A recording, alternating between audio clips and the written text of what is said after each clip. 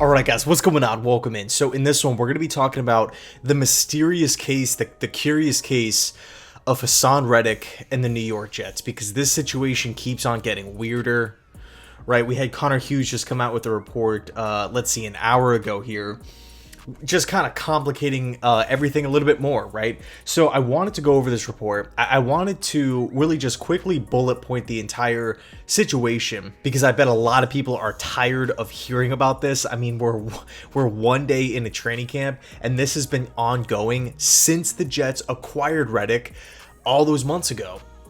There's still no resolution here. Now look, could something come out tonight, tomorrow morning? They reach an agreement, they reach an extension, whatever, they move money around for the season, for sure, 100%.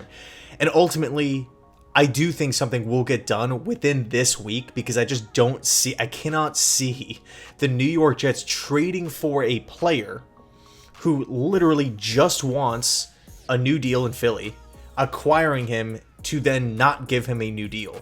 It doesn't matter if it's the Jets, the Ravens, the Dolphins, the Saints, the Bucks, whoever.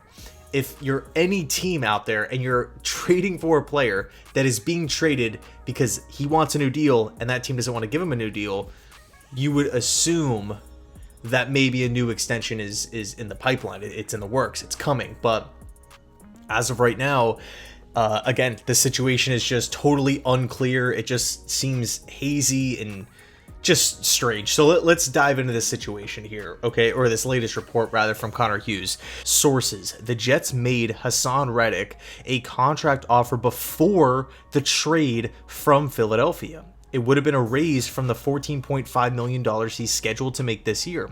Reddick declined the offer. The Jets said if he wanted more than $28 million annually, they needed to see him perform first. In the meantime, the Jets would adjust his current deal, convert non-guaranteed to guaranteed, incentives as well. Reddick told the Jets he was on board with this. He would show up for the offseason program, minicamp, and training camp. He'd perform well early season, leading an in-season extension, similar to John Franklin Myers back in 2021. I think he's saying, Reddick would show up, play well early on, which would then lead to an extension. Reddick then skipped OTAs, minicamp, and training camp. The Jets are not willing to negotiate anything until he shows up. The Jets do not know when he plans on coming back. He will be fined for his absences. So again, a totally weird situation, right? A weird situation that gets even weirder. We have a new report here from Rich Cimini. Let's go over this one. Updated: Reddick wants to be paid like a top edge rusher. The Jets won't negotiate with a player not in camp, per sources. They tried to sign him to an extension at the time of the trade, and they're still open to it, sources said, but it sounds like it'll have to be a band-aid style of deal. In other words, a short-term style of contract. Again, it's just murky, it's odd. There's so many different adjectives that you can use to describe this situation. Not ideal in the slightest. So let's rewind back to free agency.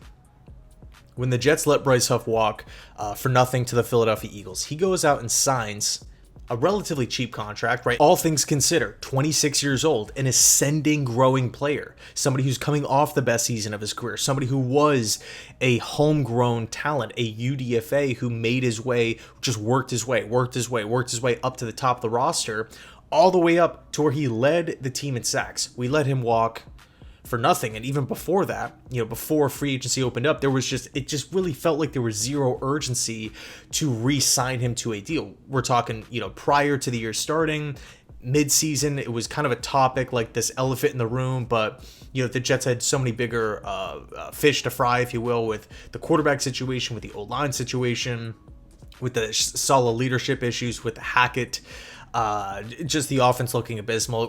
The Jets were just trying to stay afloat last season, win games. So, the Huff extension wasn't really at the forefront of a lot of people's minds, and, rightfully so. That's something that could be, arguably handled before the season started or right after the season ends. But it just kind of felt like nothing transpired. And it really makes you think, why is that the case? Why were the Jets so content on letting Huff go at 26 years old? Because to kind of bring this thing full circle here, we're in this predicament now because the Jets and Haason Reddick have not agreed to a contract extension. And really it comes down to Reddick wanting a specific number, a number that he feels he's worth based off of his NFL production so far up to this year, spanning over multiple years of production, 4 straight years of double-digit sacks, spanning multiple years of really, really good high-level pass rushing play for multiple teams and multiple defenses. Bryce Huff's a pretty versatile player, which I really like. You can kind of throw him in any sort of team with any sort of talent around him, and he just seems to always get after the quarterback, which is initially why I was so excited when the Jets landed Reddick in the first place. But Reddick has his number.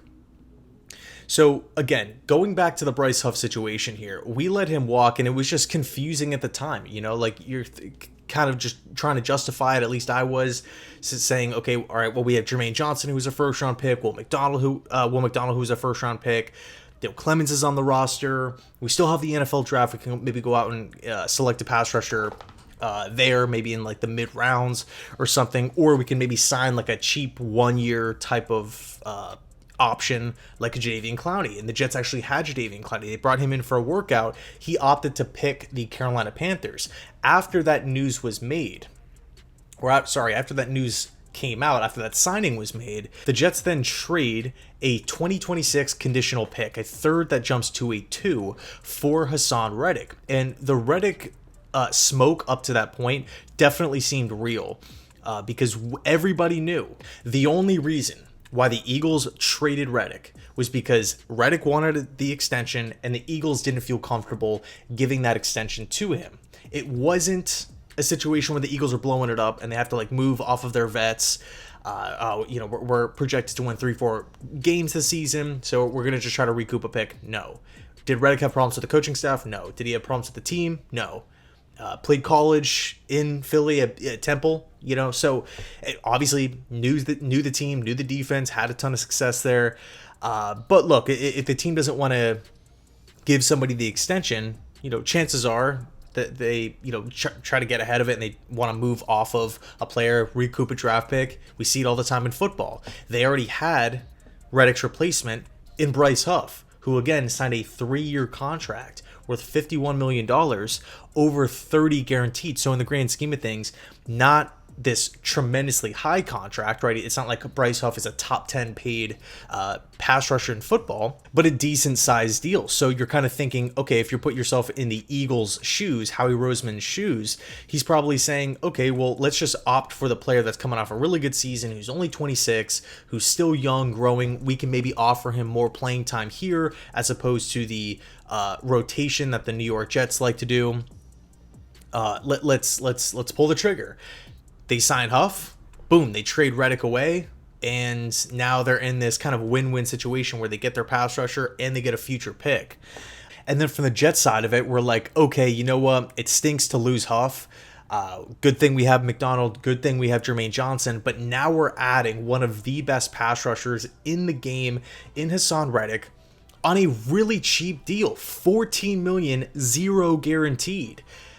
Again, he was being traded because he wants the contract extension. You would think, based off of what Reddick is owed this season, that the extension was coming, right? Because it's just confusing. I mean, I don't want to just keep on, harping on it here, but like, what are the chances that Reddick is going to still be disgruntled? Reddick didn't have issues with the Eagles. He just had an issue with not getting an extension. So that, to me, should translate to every other NFL situation in the entire league, not really team dependent. And so nothing really came out until June 11th, where Connor Hughes made another report on the situation, saying that the New York Jets and Haason Reddick were believed to be on the same page. It was understood there would be no contract extension before the season. The plan, play it out, play well, then you get the deal you desire, ideally with the Jets after the year. Reddick was on board. He told members of the organization, sources told SNY, that he'd be in attendance for the offseason program and minicamp. Then something changed. It's unclear when Reddick officially, minicamp holdout, plans on showing up. So based off of that report, you're thinking like, oh, okay, like what the heck is going on here? Like what was this sudden shift? And then we get a tweet the next day, June 12th, from Haason Reddick himself, saying, "Stop believing the foolery y'all see on these social media apps and news outlets, running crazy narratives and y'all eating it up." Which tells me that there's some sort of disconnect here, because that tweet came out the following day after this bombshell report from Hughes. Weeks go by up until today, where training camp starts and Reddick is not there, and it was expected because, again, Reddick wants his extension and the Jets haven't gave him an extension. And we're looking back on this Hughes report, we're looking back on this Cimini report, now suggesting that the Jets won't do contract negotiations without Reddick there in the building. And then also the second part, the Jets supposedly offered Reddick a raise before the trade with the Eagles, but Reddick declined it.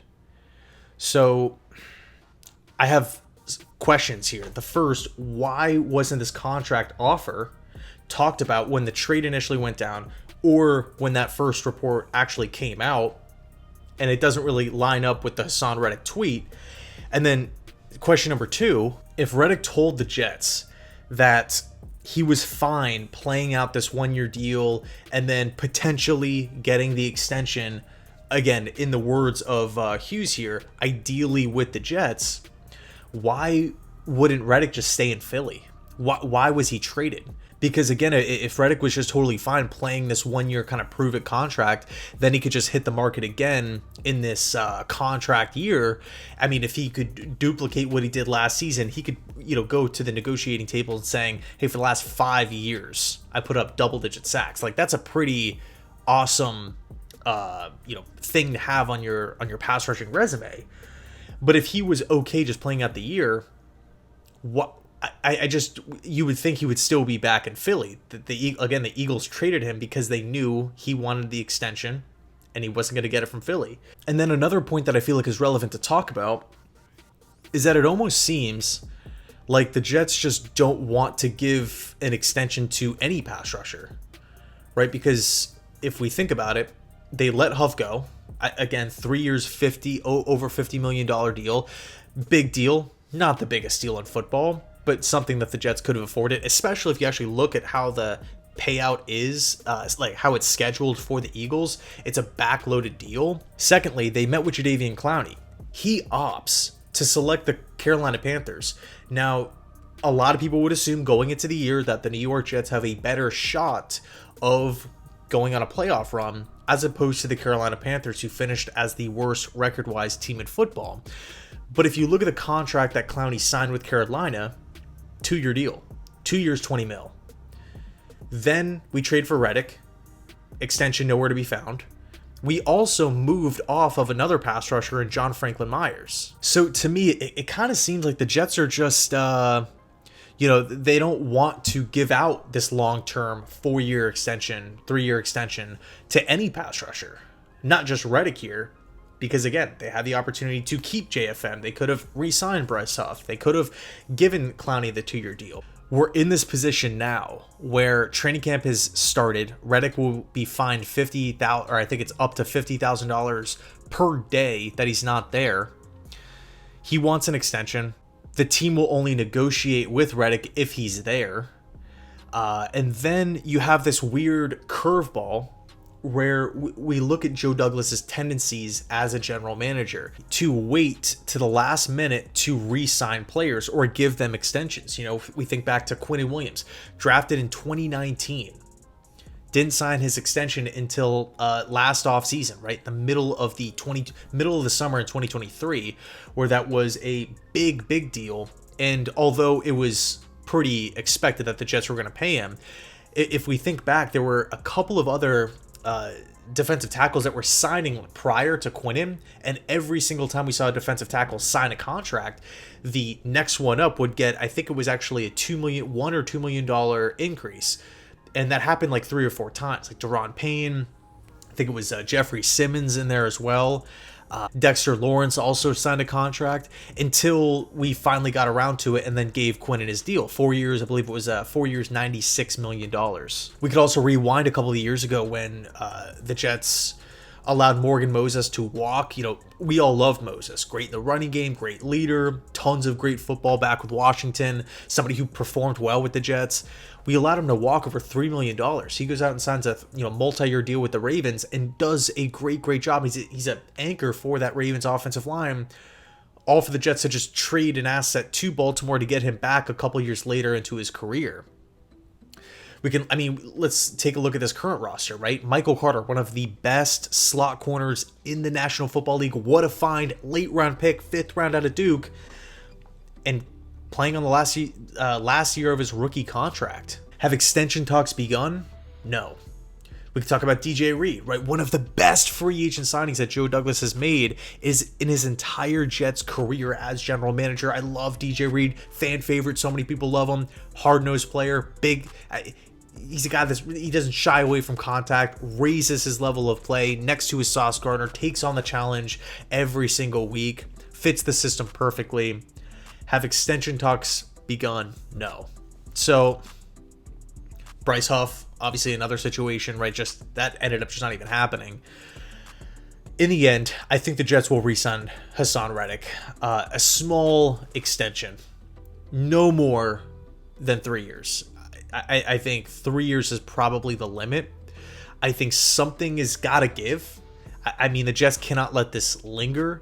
Personally, I don't want to see Reddick getting fined $50K every single day. That's just tough. On top of the fact that, he wants this new deal. And it just kind of feels like this weird standoff that shouldn't even really been there. If we just would have, signed Bryce Huff to begin with, and that would have been the end of it.